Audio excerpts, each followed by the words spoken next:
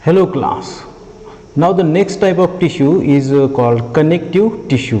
तो this is also very important what is called as an connective tissue. तो अभी जो connective tissue है इसके बारे में हमें देखना है कि जहाँ पे देखो these are the most abundant and widely distributed tissue of the body and these are mesodermal in origin. मतलब यहाँ सबसे important जो word है MCQ आता है कि इसका origin पूछते हैं आपको. ओके सो यहाँ आप नोट करो कि कनेक्टिव टिश्यू का ओरिजिन आईएमपी है mesoderm. Okay these are again blind together the various tissue organ to the support different parts of body and involve in packing around the different organ. तो tissue का काम के देखो इसका नाम के अंदर एक कनेक्ट मतलब जोड़ने वाले. तो पैकिंग करेंगे हमारे सारे बॉडी के जितने भी ऑर्गन हैं उन सबको जोड़ने का काम करेंगे.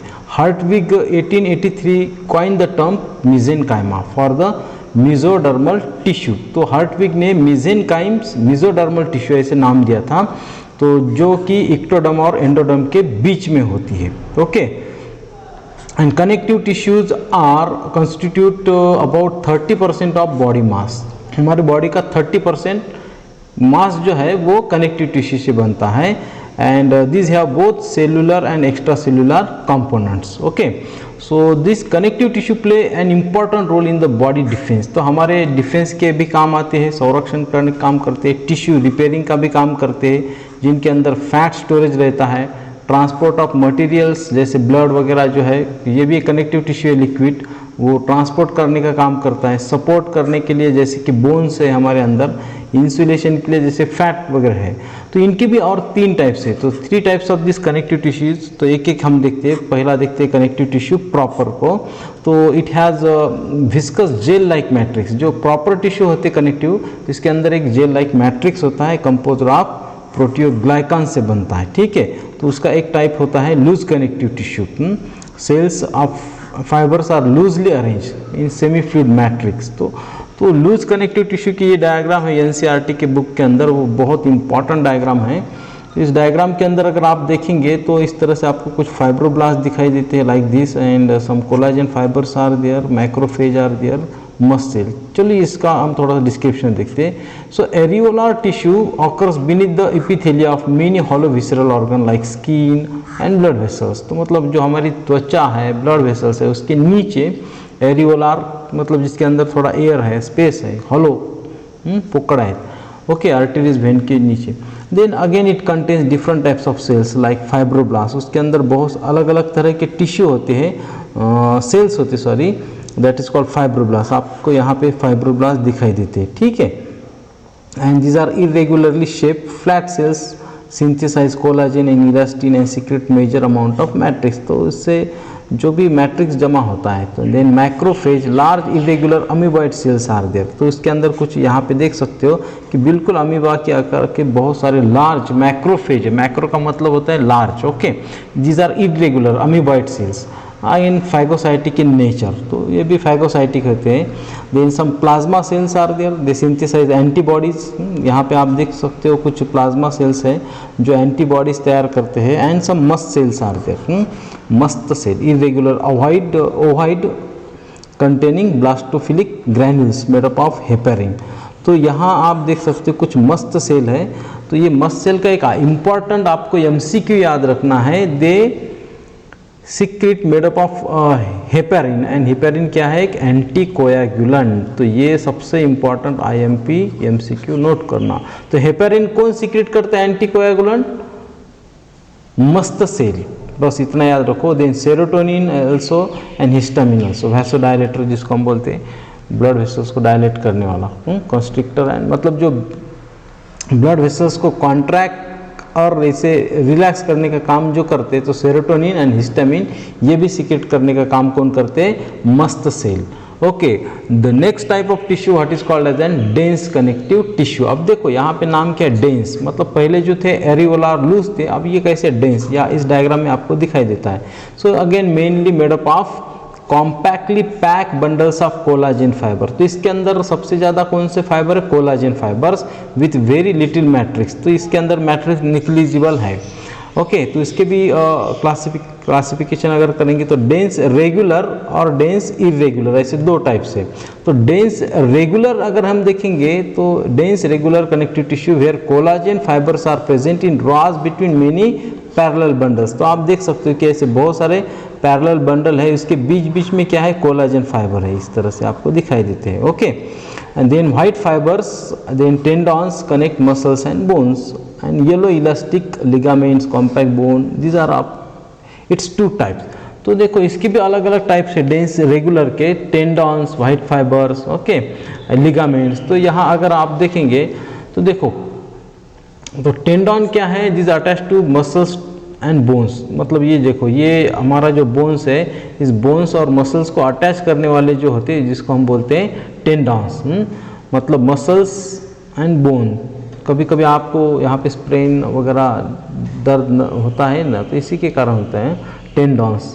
ओके, तो यहाँ आप देख सकते हो इनकी पोजीशन। दूसरा होता है लिगामेंट्स। तो लिगामेंट्स अटैच टू बोन, मतलब देखो ये एक बोन है और ये दूसरा बोन है, इन दोनों बोन्स को ज्वाइन करने वाले जो होते हैं इसको हम बोलते हैं लिगामेंट। यहाँ आपको दिखाई दे रहे हैं एक और दूसरे बोन्स को ऐसे ज्वाइन करते, that is called as an ligament. Okay, और टेंडन जो है वो बोन्स को कनेक्ट करते हैं, मसल्स टू बोन। ये देखो ये मसल्स है और ये बोन्स है, इसको कनेक्ट करने वाले टेंडन, और ये लिगामेंट, इस तरह से होते दो। ठीक है, तो दूसरा जो है इसका टाइप डेंस इरेगुलर। तो यहाँ इस डायग्राम में आप देख सकते हो कि ये इरेगुलर है, बी नंबर की डायग्राम। ओके, तो हैविंग फाइब्रोब्लास्ट, उसके अंदर जो फाइबर है इसका नाम क्या है, fibroblast with many fibres oriented differently, for example in skin. तो डेंस इरेगुलर का जो एग्जांपल है वो कौन सा है, फाइब्रोब्लास्ट में स्किन एक एग्जांपल है। ठीक है, तो तीसरा जो है सेकंड जो टाइप है that is called supportive connective tissue. तो यहाँ पे आपको दिखाई देता है कि बॉडी को जो सपोर्ट करते हैं वो एक तो कार्टिलेज होते हैं और दूसरे बोन्स होते हैं। तो पहले हम देखते हैं कार्टिलेज।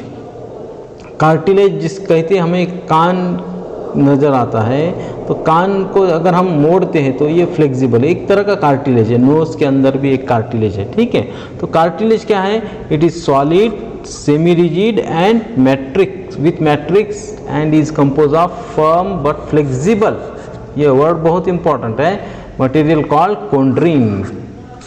मतलब देखो कान को जब तुम मोडते हो तो वो फ्लेक्झिबल होता आहे, लवचिक ज्याला म्हणतो, कान पिरगाडला जातो ना, तर त्याच्यामध्ये एक मटेरियल फ्लेक्झिबल, त्याचं नाव काय, कॉन्ड्रीन.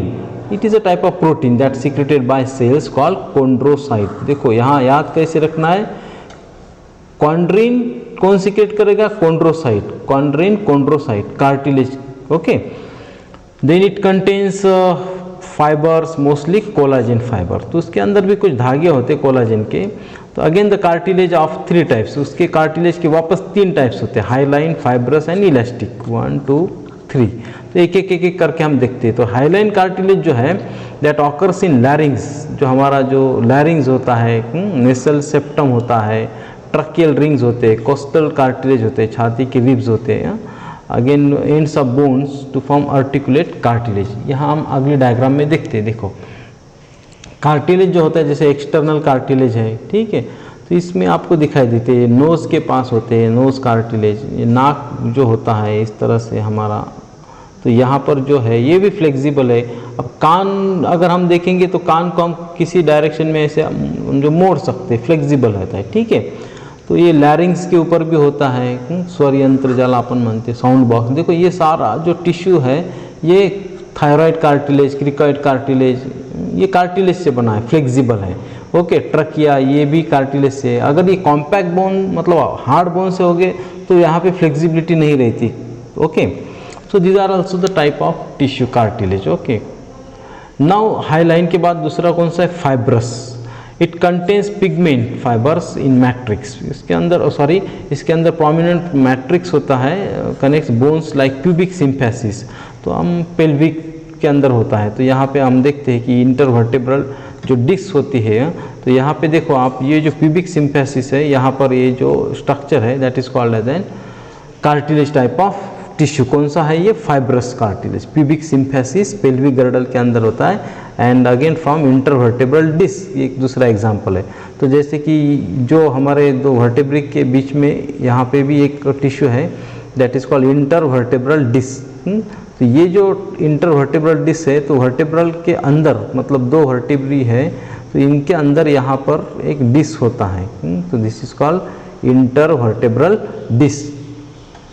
तो आपको मैं अगली डायग्राम में दिखा देता हूँ। यहाँ पे आप देख सकते हो कि ये देखो ये इंटरवर्टेब्रल डिस्क। तो अगर हम तीन ब्रॉड कैटेगरी में देखेंगे तो देखो इलास्टिक कार्टिलेज जो कान के अंदर होता है, फाइब्रो कार्टिलेज जो इंटरवर्टेब्रल डिस्क के बीच में है, और एक हाईलाइन कार्टिलेज है जो प्यूबिक सिम्फेसिस वगैरह है, इसके एग्जाम्पल है। ठीक है, तो हम इसकी जो तीन टाइप्स है तो इलास्टिक कार्टिलेज, तो इलास्टिक कार्टिलेज जो है इट प्रोवाइड स्ट्रेंथ, मजबूती देता है and maintain shape of year pin, नाक कान के अंदर जो होता है तो इलास्टिक।